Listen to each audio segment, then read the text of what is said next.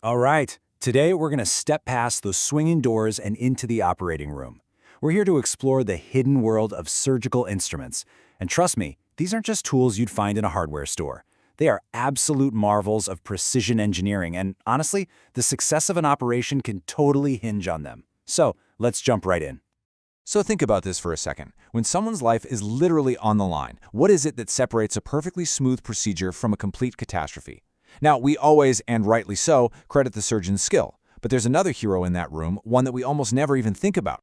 It's the instruments themselves. The material they're made of, their specific design, their function, every single detail can make all the difference. The precision of a tiny cut, the secure grip of a clamp, it really all comes down to the quality of that tool. And that brings us to a super important point. Not all surgical instruments are created equal, not by a long shot. Just like pretty much everything else, there are different grades. And in the world of surgery, the grade of the steel is, and I'm not exaggerating, a matter of life and death. Okay, so let's break it down. On the left, you've got your surgical grade steel. This stuff is a very specific alloy, a mix of chromium, carbon, and iron. And it's engineered to be unbelievably strong and to handle the intense, high-temperature sterilization process over and over without corroding. Then on the right, you have what's called floor grade. Now, it might look similar, but it's a much weaker metal. It could bend or, even worse, break under pressure. You'll see these maybe in a clinic for something simple like taking out stitches, but they have absolutely no place inside an operating room. And get this, it's not even just about the type of steel. The finish on the instrument is a whole other level of deliberate engineering. A shiny, polished finish is awesome at resisting corrosion, but man, it reflects those super bright OR lights, which can be a real pain for the surgeon. So a satin finish was created to cut down on that glare, though it can stain a bit more easily. And then you get into the really specialized stuff. An ebonized or black finish is totally non-reflective. That's absolutely critical for laser surgeries, so the beam doesn't bounce off somewhere it shouldn't. And that cool blue titanium finish, yeah, that's not just for looks. It tells you the tool is lightweight, strong, non-magnetic, and also reduces glare. Pretty cool, right? Okay, so let's piece together a surgery, instrument by instrument. Every single procedure, no matter how complex, starts with one critical moment, making that first cut. And for that, you obviously need the perfect cutting tool. Here's a little insider tip for you, so you can sound like you know what you're talking about. If you ever see a surgical instrument that ends in tome, you know it's designed for cutting. And the first part of the word, that tells you what it cuts. So an osteotome, osteo means bone, so it's a bone cutter. See? Simple. Now, the scalpel, probably the most iconic surgical tool, isn't just one thing. It's actually a modular system. A surgeon picks a specific handle and a specific blade for the exact job they're doing. The number 3 handle with a number 10 blade, that's the real workhorse of the OR. But if they need to make a much smaller, more delicate cut, they'll pop on a number 15 blade. The longer number 7 handle gives them more reach for precision cuts, and it's often paired with the little hooked number 12 blade, which is a super specialist tool used almost only for tonsillectomies. And just like scalpels, not all scissors are the same. Mayo scissors are the heavy-duty ones. They're built tough for cutting through things like fascia or muscle. There's even a little mantra in the OR.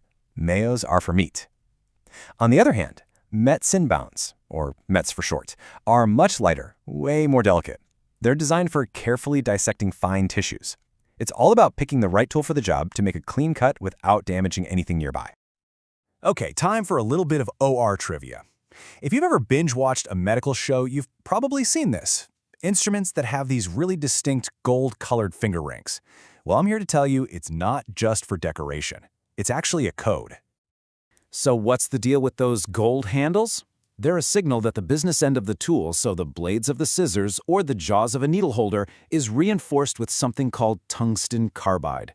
This stuff makes the surface incredibly hard and super durable. Scissors with gold handles stay sharp way longer, and gold-handled needle holders, they can grip a tiny little suture needle with absolute confidence, which means no slipping that could tear or damage tissue. It's a visual shortcut for superior performance. All right, the first cut is made. Now the surgeon has a whole new problem, actually seeing what they're doing. I mean, the human body is a pretty crowded place, right? To operate well, you have to gently hold tissues and organs out of the way. And that is the job of retractors. So the most basic types are handheld retractors like the super common Army-Navy. They're used in pairs, one on each side of the incision, and they literally require a person, usually a surgical assistant, to stand there and hold them in place for the entire surgery. The big advantage, though, is that they're dynamic. The assistant can adjust the pressure and the angle on the fly, second by second, based on exactly what the surgeon needs to see. But what if you need that assistant's hands for something more important? Or if the surgery is going to take hours? Well, that's where self-retaining retractors are an absolute game changer. Instruments like the Wheatlawner or the bigger Belfour have this locking mechanism, a ratchet, that holds them open all by themselves.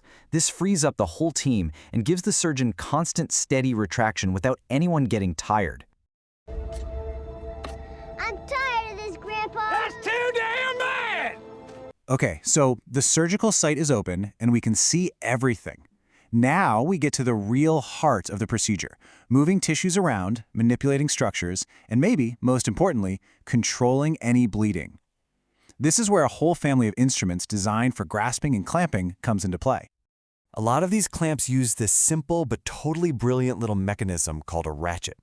As the surgeon squeezes the handles together, you can hear a little click, click, click as these interlocking teeth catch. This locks the jaw shut, holding onto a blood vessel or piece of tissue securely without the surgeon having to keep squeezing. Then a simple press releases the lock. It's just an elegant, genius solution for hands-free control.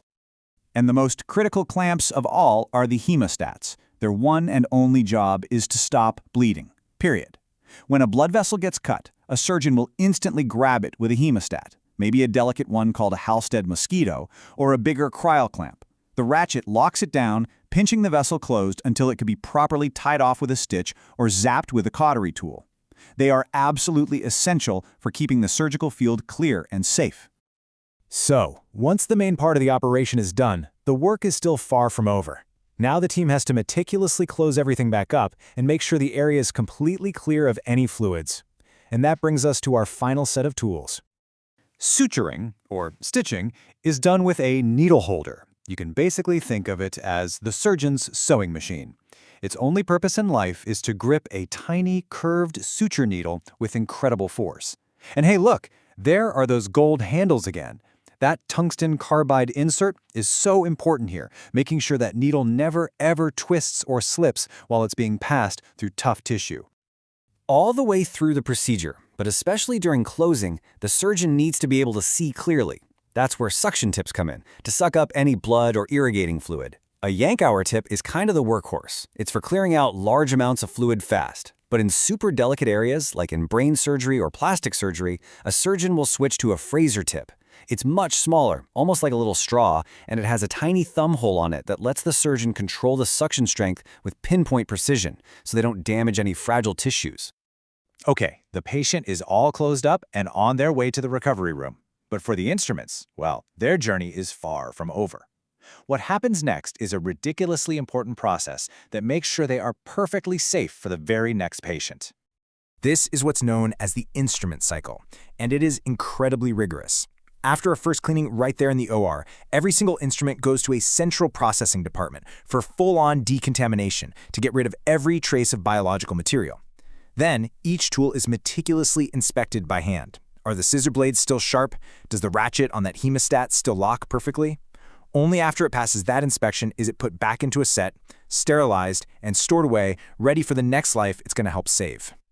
So, the next time you think about surgery or see it on TV, take a second to remember those silent, gleaming tools on the tray. They are so much more than just pieces of steel. They're an extension of the surgeon's own hands, they're the result of incredible, thoughtful design, and they're a fundamental part of what makes modern medicine possible. You know, a surgeon might be the artist, but what is surgery without the right brush?